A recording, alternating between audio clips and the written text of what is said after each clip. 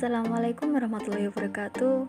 Kami dari kelompok 7 akan mempresentasikan tugas kelompok yang berjudul Pengaturan Sistem Tingkat atau Kenaikan Kelas. Selamat menyaksikan. Assalamualaikum warahmatullahi wabarakatuh.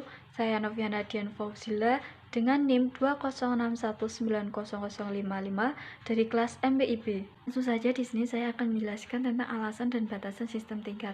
Pengertian dari sistem tingkat sendiri yaitu salah satu bentuk penghargaan yang diberikan kepada peserta didik setelah memenuhi kriteria dan waktu tertentu dalam bentuk kenaikan tingkat atau kenaikan jenjang ke jenjang yang lebih tinggi. Maksud dari kriteria tersebut itu lebih mengacu kepada prestasi akademik dan prestasi lainnya yang dimiliki oleh peserta didik. Sedangkan waktu mengacu pada lamanya peserta didik berada pada tingkatan tersebut. Dalam dunia pendidikan, alasan mengapa diterapkannya sistem tingkat itu sendiri yaitu selain asumsi kesamaan adalah efisien pendidikan di sekolah tersebut. Jika peserta didik dalam keadaan yang sama dan dapat dilayani secara bersama-sama, tidak efisien dari segi tenaga dan biaya apabila jika dilayani secara individual. Kesamaan-kesamaan yang ada pada peserta didik tersebut menempatkan peserta didik pada suatu tingkatan yang sama. Peserta didik yang waktu diterima di sekolah tersebut sama, maka ditempatkan pada tingkatan yang sama. Itulah sebabnya mengapa peserta didik yang berada pada suatu tingkatan umumnya berasal dari angkatan tahun yang sama. Pendidikan yang ada di Indonesia ini menggunakan sistem tingkat. Untuk sekolah dasar itu ada 6 tingkat, yaitu dari kelas 1 sampai kelas 6. Sedangkan untuk sekolah menengah pertama itu menggunakan 3 tingkat, yaitu dari kelas 7 sampai kelas 9.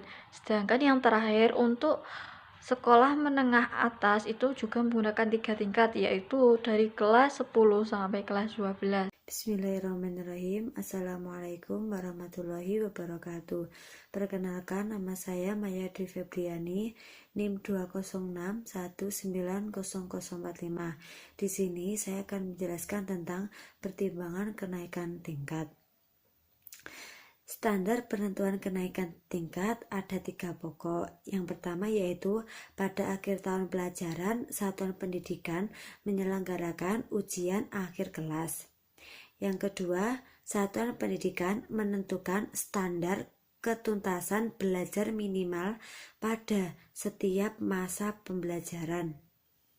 Yang ketiga yaitu satuan pendidikan menyelenggarakan rapat Dewan Pendidikan untuk menentukan kenaikan kelas setiap peserta didik.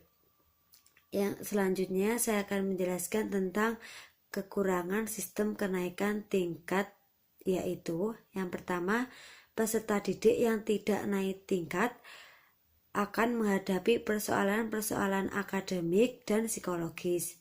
Yang kedua, peserta didik yang pandai tidak sabar menunggu peserta didik lain yang kemampuannya lebih rendah. Sementara peserta didik kemampuannya sangat rendah merasa dipaksakan untuk mengikuti peserta didik yang kemampuannya lebih tinggi.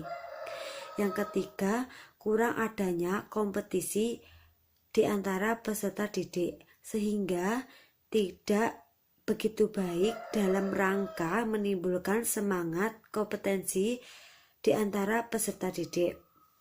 Yang keempat, hanya menguntungkan perkembangan peserta didik yang menengah karena merekalah yang menjadi ukuran pelaksana proses belajar mengajar. Selanjutnya yaitu kelebihan sistem kenaikan tingkat. Yang pertama, dapat dijadikan sebagai alat untuk merekayasa belajar peserta didik. Sebab imbalan belajar yang berupa kenaikan tingkat bisa memicu peserta didik untuk lebih giat dalam belajar. Yang kedua, efisien karena sistem tingkat menggunakan sistem pembelajaran klasial. Yang ketiga, rasa sosial peserta didik. Yang rasa sosialnya itu tinggi karena mereka sama-sama mendapatkan materi pembelajaran yang sama di tingkatannya. Dan yang keempat, pengadministrasian mudah karena mereka berada dalam satu tingkat dan mengambil program pendidikan yang sama. Sekian presentasi dari saya. Apabila ada kurangnya, saya mohon maaf yang sebesar-besarnya. Wassalamualaikum warahmatullahi wabarakatuh. Assalamualaikum warahmatullahi wabarakatuh. Di sini saya akan melanjutkan dari pemateri sebelumnya. Di sini saya akan menjelaskan mengenai sebab-sebab peserta didik tidak naik kelas. Setiap peserta didik itu memiliki hak yang sama untuk naik tingkat ke tingkat tertentu. Namun tentunya ada beberapa persyaratan atau mungkin faktor-faktor yang melatar belakangi anak tersebut tidak naik tingkat, ya. Di sini saya akan merangkum dalam beberapa hal. Yang pertama yaitu faktor-faktor yang melatar belakangi anak tidak naik kelas itu ada faktor kerajinan, kedisiplinan, dan tingkah laku.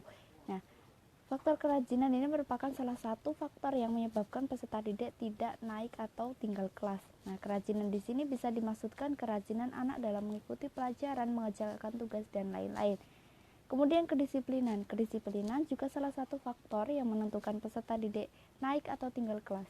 Kedisiplinan di sini bisa seperti cara berpakaian, ketepatan waktu mengikuti pelajaran atau masuk kelas, mengikuti kegiatan sekolah, dan lain-lain. Kemudian tingkah laku. Di sini hal ini sangat berpengaruh dan merupakan menjadi salah satu penilaian utama dari peserta didik, ya, terutama yang mengacu pada kurikulum 2013.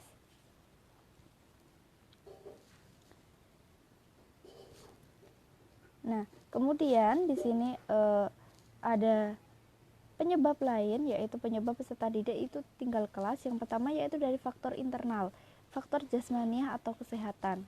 Itu yang pertama. Nah, ini berdasarkan hasil penelitian yang ditemukan di lapangan, dapat diketahui bahwa kondisi kesehatan peserta didik itu menjadi salah satu penentu tinggal atau naik kelasnya si anak tersebut. Kemudian faktor psikologis. Nah, kurangnya perhatian peserta didik dalam belajar, kurang, dan lain sebagainya.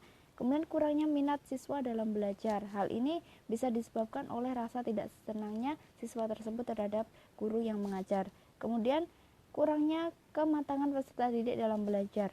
Nah, hal ini terlihat siswa tersebut tidak dapat menjawab pertanyaan guru karena tidak menguasai materi yang telah diberikan. Kemudian dari faktor eksternal itu ada faktor keluarga, yang mana kurang perhatiannya orang tua itu juga menjadi salah satu faktor tidak naik kelasnya si anak, karena semangat belajarnya itu pun juga kurang. Kemudian faktor sekolah itu dalam metode dalam belajar yang kurang menarik, guru yang mengajar sering menggunakan metode yang membosankan, ya. Kemudian media dan sarana dan prasarana yang kurang lengkap, kurang memadai, seperti itu. Nah, kemudian ada juga faktor masyarakat. Nah, anak sering melalaikan waktunya untuk belajar, ya, tidak mengerjakan pekerjaan rumah yang diberikan oleh guru, dan asik bermain dengan teman-temannya daripada mengulang pelajaran yang telah diberikan di sekolah. Untuk lebih lengkapnya mungkin bisa dibaca di makalah, ya. Itu sekian dari saya. Apabila ada kurang lebihnya saya mohon maaf. Akhirul kalam, wallahul muwaffiq ila aqwamit thoriq. Wassalamualaikum warahmatullahi wabarakatuh.